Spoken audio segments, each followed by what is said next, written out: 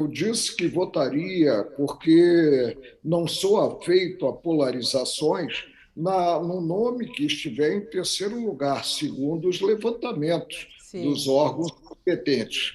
Agora, no segundo turno, como ex-juiz, evidentemente, se persistir a polarização de hoje, não poderei votar em um candidato, muito embora tenha feito no passado, num candidato que foi condenado em processos crime 4 vezes por crime contra a administração pública. Eu estaria traindo, portanto, a minha trajetória como juiz atuante em colegiado.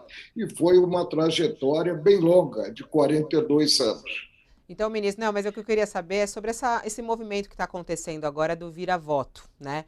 Então, por exemplo, o senhor diz que não votaria em Lula num segundo turno, fica claro na sua declaração. Não falou nomes, mas a gente entende.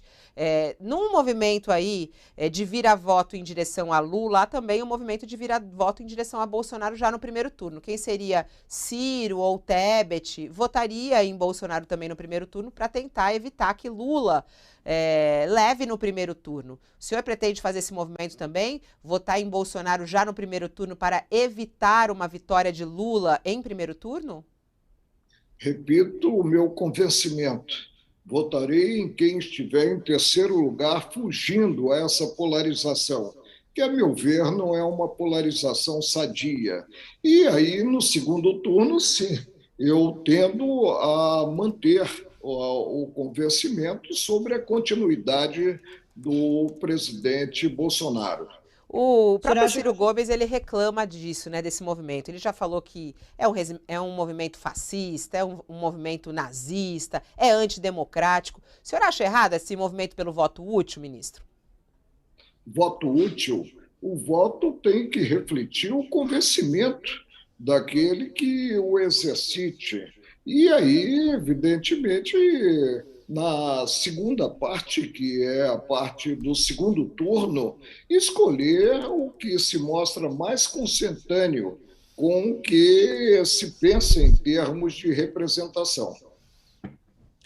Ministro, o senhor acha que o presidente Bolsonaro merece, enfim, um segundo mandato diante, enfim, de todas as questões que a gente viu acontecer nos 4 anos, uma gestão caótica da Covid, que tem quase 700 mil mortos, o presidente se negando a comprar vacinas na época que deveria comprar, um problema enorme, enfim, com uma quantidade de gente que está passando fome no país. O senhor acha que o presidente Bolsonaro merece uma chance de um segundo mandato? Que o digam os eleitores. Hum. Eu não tenho mais a cadeira de juiz para julgar o presidente da Mas é uma República. pergunta como eleitor mesmo, ministro. Como o senhor não é mais Pois é. ministro, é como eleitor mesmo. Eu creio que ele deve se apresentar, é um direito dele se apresentar visando a reeleição. E aí vamos aguardar o resultado das urnas. Mas a questão não é de ele se apresentar, é de o senhor escolhê-lo como presidente. É dar a ele o direito de mais 4 anos no poder. Essa é a pergunta da Marilis, não é? De ele se apresentar, claro, como todos eles, como o próprio Lula está se apresentando também, depois de todos os processos, como o senhor falou. E Bolsonaro se apresentando diante de tudo. O senhor, como eleitor, acha que ele merece mais 4 anos no poder? Não faço esse juízo se ele merece ou não merece. Agora, em 2018, eu não votei nele. E ele foi eleito com cerca de 50 milhões de votos. E hoje é o nosso presidente. E precisamos perceber que foi diplomado, tomou posse e está em pleno exercício. Eu sei que o senhor, até como ex-ministro do Supremo, é complicado comentar sobre assuntos, né, de votos de colegas seus, de declaração de votos, mas a gente está vendo aí um movimento muito intenso. Eu não sei, eu acho que eu já acompanhei mais ou menos umas 4 eleições presidenciais. Eu nunca vi uma situação como essa, no qual representantes de várias áreas do país, juristas, economistas, empresários, artistas, declarando voto dessa maneira, né? Num momento muito forte. O senhor acha que, Por que isso está acontecendo, né? Alguns dizem, o seu colega, inclusive, Celso de Mello, disse do risco da democracia, outros falam sobre justamente o risco de o país não viver, né, e respeitar a Constituição, não respeitar a Constituição. Como é que o senhor analisa esse movimento que a gente está acompanhando de declaração de voto, inclusive de ex-ministros? Eu presumo que normalmente ocorre. Eu presumo que as pessoas estão se manifestando, revelando convencimento sobre os candidatos. Agora, não posso, em si, ser adesista a esta ou aquela corrente. Reservo-me o direito de sufragar o nome que eu entenda mais adequado para presidir o Brasil. E já disse a você que, ante a polarização, e a imprensa tem aí um trabalho muito forte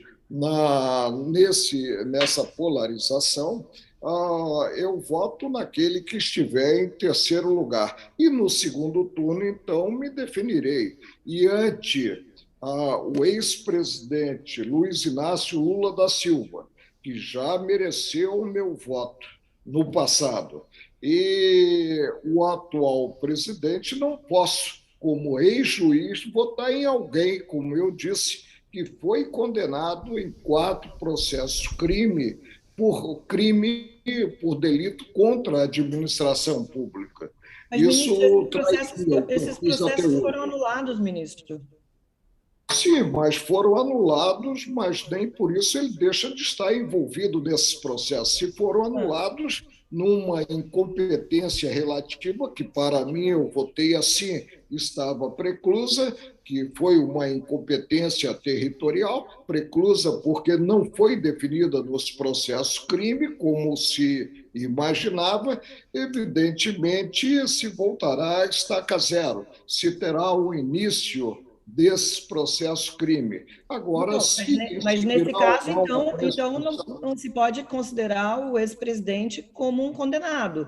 A gente estaria anulando a presunção da inocência nesse caso. Mas eu não disse que ele está condenado. Longe de mim asseverar a condenação dele.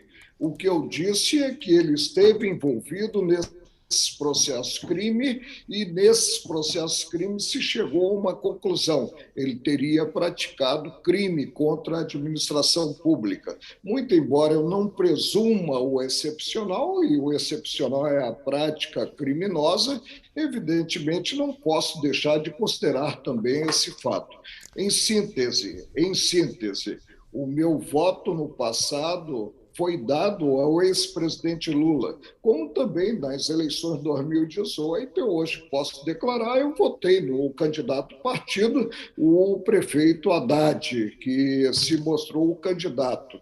Agora, evidentemente, eu estou diante de um contexto e eu creio que o presidente Luiz Inácio Lula da Silva, ele já prestou serviços ao país como presidente durante 8 anos e esteve também quase que participando do governo durante 6 anos. No eventual segundo...